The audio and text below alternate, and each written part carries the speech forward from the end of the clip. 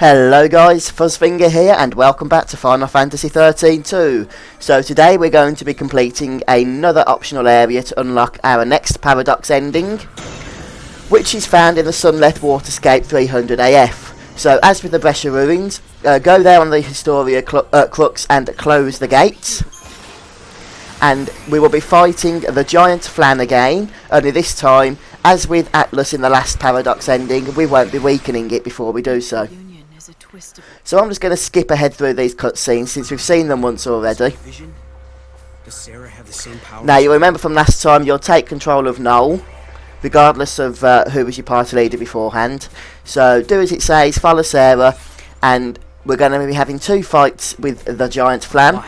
The first fight is the same as it was before. It should be very easy at this stage in the game, but then we engage it immediately again afterwards without weakening it first, and it is a lot stronger. Wow. That is one As before, I am going to have to edit out the Paradox ending itself, unfortunately, since YouTube flags it as copyrighted content and blocks the video. It is unfortunate, but it's important that I'll show you how to do the walkthrough. That's the main thing, since you do collect a fragment for every Paradox ending you undertake. So this is the first battle. We're obviously well overpowered for it. Just burn it down quickly, and that's basically it for this. Get close, I'll cover you. Don't be a fool. Again, you might want to do the cinematic actions if you screwed them up last time to collect the item. And Snow is your commando for this, so you can just use 3 Ravagers and he will keep the chain bonus high while you build it up with your Ravagers. I remember the first time we did this fight, actually, we came to it a little bit early, didn't we? So that we could get the new Moogle ability, and it was a lot tougher than it was this time. It took about 10 minutes before. But we've made a lot of progress since then, and when you return to the earlier areas and redo them, you can just see how much progress you have actually made with your characters.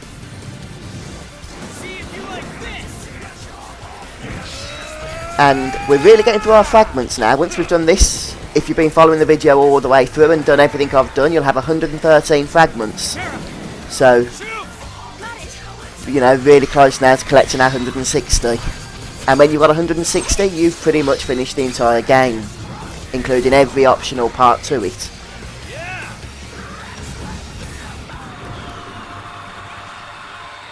With all these fragments we've collected, we're going to be well set up for the final story, the final part of the main story.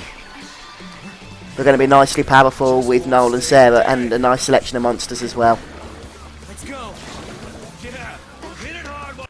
But again, I'm just going to skip through these cutscenes. We don't need to see them again. You can choose a different live trigger if you want to see a different conversation In any case, than previously. But I just want to get to the Paradox ending now, so I'm going to skip again. And you want to follow the east path towards the Flan.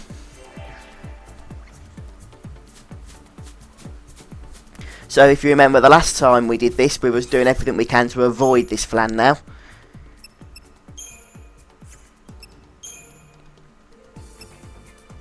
You'll want to set up try Disaster Paradigm, which is 3 Ravagers, because this boss has lots of adds, little Flans, that heal him constantly.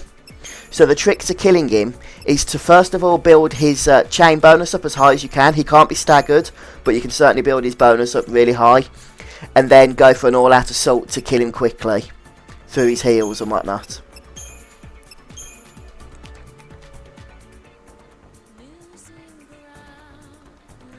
So Synergist is obviously useful to get some buffs going.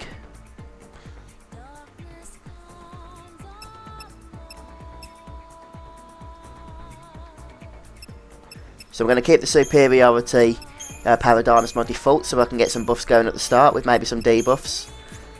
And make sure you have your defensive paradigm as well, since it does do some damaging attacks, which you'll want to quickly avoid by switching to that tortoise paradigm. And when you're ready, you can engage the boss. we can't can't win this, not now. Noel looks like he's up for it. I say we give it a shot and see what happens, huh? Now it can be quite a lengthy encounter. That's perfectly normal. So the basic strategy, as I mentioned, is get that chain bonus of the boss up to as high as possible, about 600 to 700%, and then you'll be ready to switch to your commandos to go for an all-out assault, and he should drop really quickly then.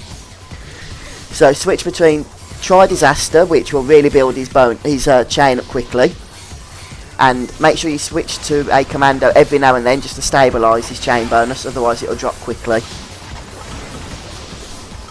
And then, as I say, switch to your aggression or 3 commandos once it's about 700%.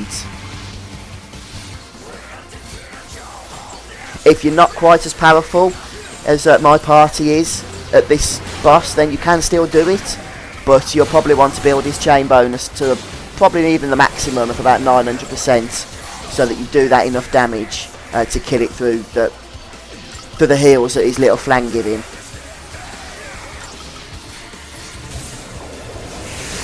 Now that belch ability is very nasty, and that is when you'll want to switch to your defensive paradigm. I failed to do so there and took a lot of damage.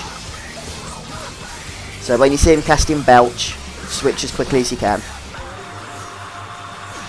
He does like to debuff the party as well, so use your healers with a Suna to clear those debuffs, or remedies. Just don't let them stack up too much. And you can debuff the boss as well, which is useful. Like Atlas, who, although can be debuffed, has a very small percentage of those debuffs actually hitting him.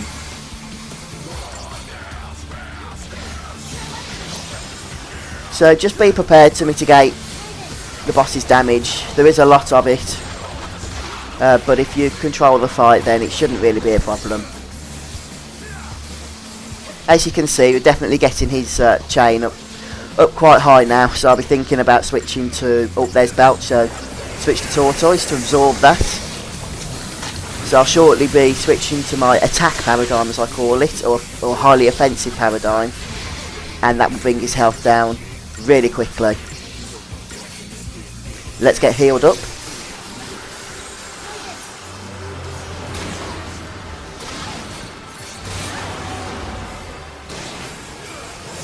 Keep the synergist alive. Okay, let's just get his chain bonus up a little bit more. That should do now, so I'll go to aggression.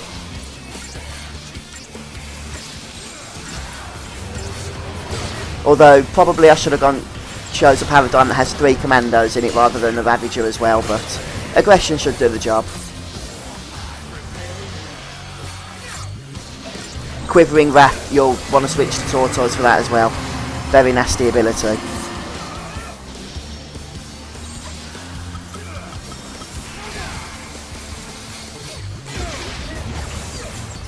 And now it's just a case of finishing him off.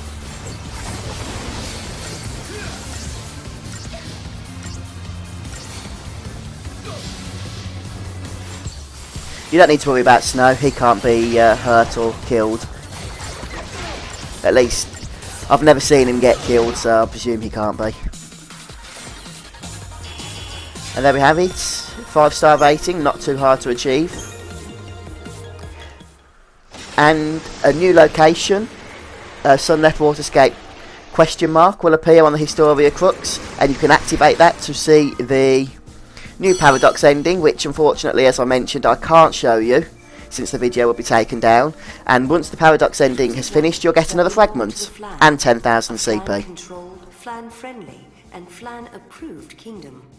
Sarah and Noel once defeated a massive Flan, but the act triggered a paradoxical backlash and filled the breadth of Cocoon with gelatinous organisms. From among them rose the most powerful Flan to ever exist. The entire world quailed beneath its tyrannical pseudopod. Would all of Cocoon be devoured by this immense Flan potentate? There we have it.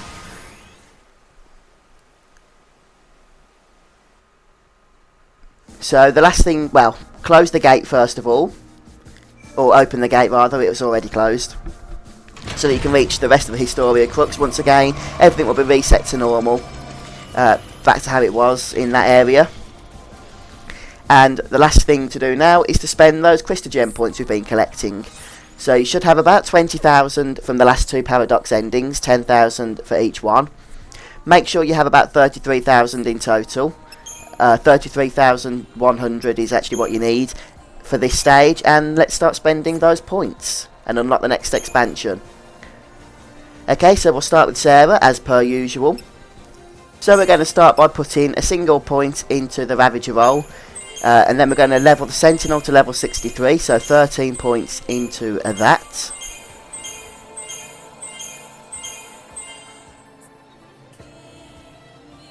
Finally, we want to invest 16 points into the Synergist role, levelling that to 35.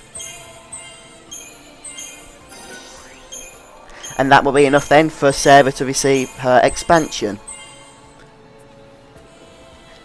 And there isn't actually many bonuses left for us to accept, so we're going to go for the Sentinel bonus, since we are using Tortoise a fair bit. And let's go on to Noel.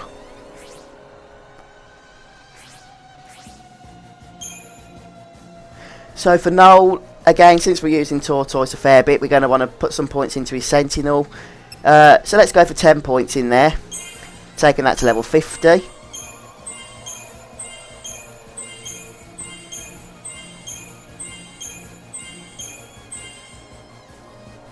Okay, and now I want to put 17 points into his Saboteur role. We want to take that to level 54.